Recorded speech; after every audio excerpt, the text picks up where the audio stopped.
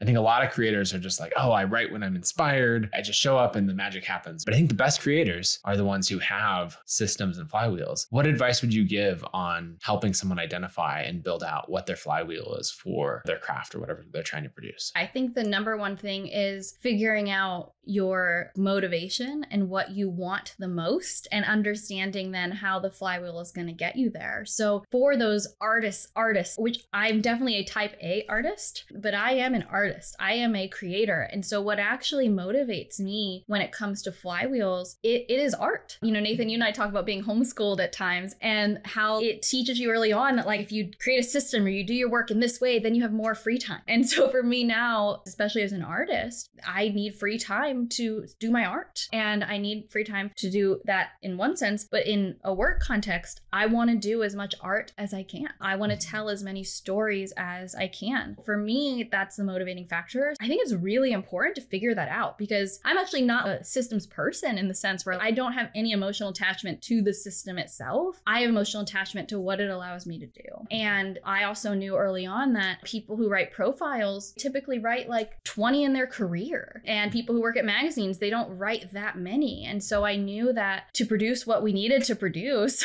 I needed to get really savvy about how we did this. And so that's my motivation. So I think it's about finding out what is yours, what do you really care about, and how can a system help you get there? It frees up brain space too. As an artist, I am so passionate about having brain space to be creative, to push the boundaries. And I'm not going to have that if I'm constantly feeling stressed about, did I remember this? Did I remember this? I just taught this to my mom, who just started her YouTube channel, because she was so stressed about, did I do the thumbnail? Did I do this? And I'm like, here's how you do this as you're doing it. And she got it. She's doing it. And I was so proud.